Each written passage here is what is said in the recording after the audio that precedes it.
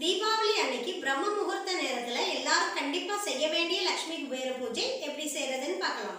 வீடியோக்குள்ள போறதுக்கு முன்னாடி நம்ம சேனலை கண்டிப்பா சப்ஸ்கிரைப் பண்ணிக்கோங்க, பெல் ஐகானை கிளிக் பண்ணி ஆல் கொடுத்துக்கோங்க.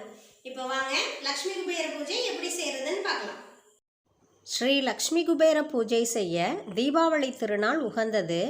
மேலும் சித்திரை, வைகாசி, ஆனி, ஆவணி, கார்த்திகை மாதங்களில் பூரட்டாதி நட்சத்திரம் வரும் நாளில் பூஜை செய்கிறது மிகுந்த பலனை தரும். மேலும் வியாழக்கிழமையும் பூச நட்சத்திரமும் ஒன்றா வர்ற நாட்களில் இந்த பூஜையை செய்யலாம்.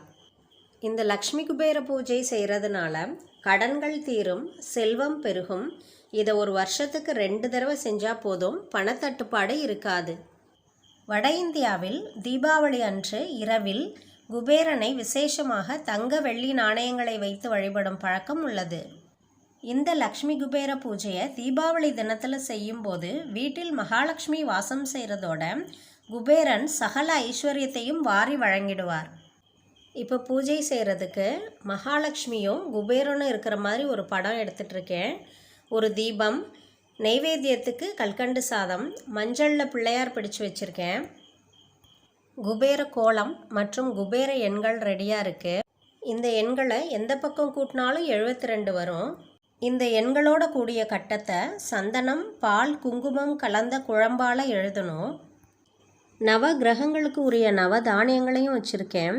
கோதுமையில் சூரியனையும், நெல்லில் சந்திரனையும், துவரையில் அங்காரகனையும், பச்சை பயிரில் புதனையும், கொண்டைக்கடலையில் குரு பகவானையும், மொச்சையில் சுக்கிரனையும், கருப்பு எள்ளில் சனீஸ்வர பகவானையும், கருப்பு உளுந்தில் ராகுவையும், கொள்ளில் கேதுவையும் ஆவாகனம் செய்து நவகிரக ஸ்தோத்திரம் பாராயணம் செய்து பூஜிக்கணும்.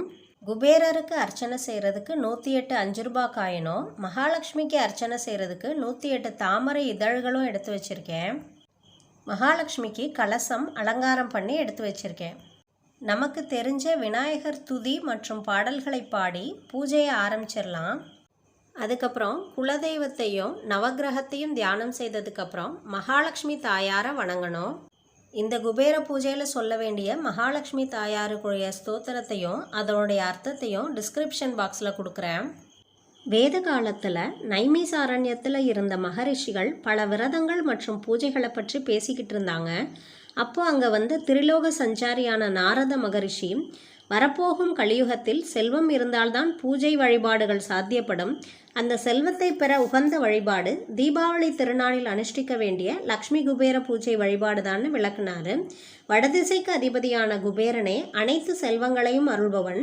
அவன் அன்னை மகாலட்சுமி தேவியை பூஜித்து சங்கநிதி, பதுமநிதி உள்ளிட்ட நவநிதிகளையும் வரமாக பெற்றவன். ஆகவே கலியுகத்தில் தீபாவளி நன்னாளில் ஸ்ரீ லக்ஷ்மி குபேர பூஜை செய்வதனால அனைத்து செல்வங்களையும் பெற்று வளமுடன் வாழலாம் அப்படின்னு அனைவருக்கும் லக்ஷ்மி குபேர பூஜையோட நியதிகளை விரிவாக எடுத்துரைக்கிறாரு.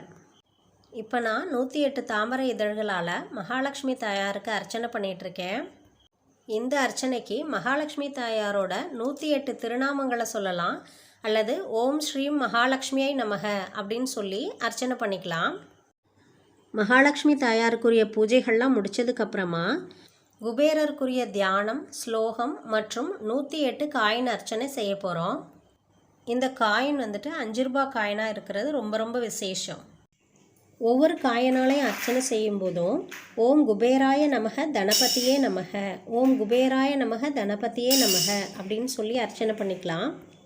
அல்லது குபேரனுக்குரிய 108 திருநாமங்கள் இருக்குது, அதை சொல்லியும் அர்ச்சனை பண்ணிக்கலாம். இந்த காயின் அர்ச்சனையில் காயின் போடும்போது நல்ல சவுண்டு வர மாதிரி போடணும். அந்த சவுண்டு வந்து அழகாபுரியில் இருக்கிற குபேரனுக்கு கேட்குற மாதிரி போடணும்னு சொல்லுவாங்க. குபேரன் எப்போவுமே மகாலட்சுமி தாயாரை பிரார்த்திப்பார். ஏன்னா செல்வம் என்றால் நிலையில்லாது என்பதை ராவணன் மூலமாக புரிந்து கொண்டதுனாலும் சிவன் அருளால் தான் பெற்ற செல்வம் எப்போதும் நிலைத்திருக்கும் பொருட்டும் அந்த செல்வம் மேன்மேலும் பெருகும் பொருட்டும் மகாலட்சுமி தாயாரை குபேரன் பிரார்த்திச்சார். அவருக்கு காட்சி தந்த மகாலட்சுமி தாயார், என்னை முறைப்படி பூஜித்து பின்னர் உன்னையும் பூஜிக்கும் அன்பர்களுக்கு நீ அளவற்ற செல்வத்தை வழங்கி நிலைத்திருக்கச் செய்வாய் அப்படிங்கிற வரத்தை அருளினாங்களாம். ஆகவே குபேரனை பூஜிக்கும் முன் மகாலட்சுமி தாயாரை வழிபடணும். குபேரருக்குன்னு நாம் பிரத்யேகமாக சொல்ல வேண்டிய மந்திரம் ஓம் யக்ஷாய குபேராய வைஸ்ரவனாய தனதான்யாதிபதையே தனதான்ய சம்ருத்திம்மே தேஹி தாபய ஸ்வாஹா.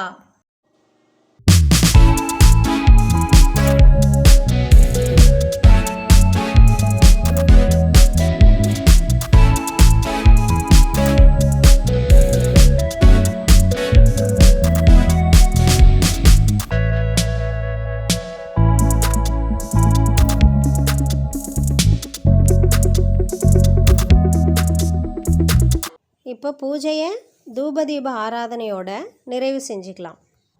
இந்த பூஜையோட நிறைவாக நம்ம அர்ச்சனை செய்த 108 காயினையும் எடுத்து திரும்ப அதே பாத்திரத்தில் நல்லா சத்தம் வர மாதிரி போடணும்.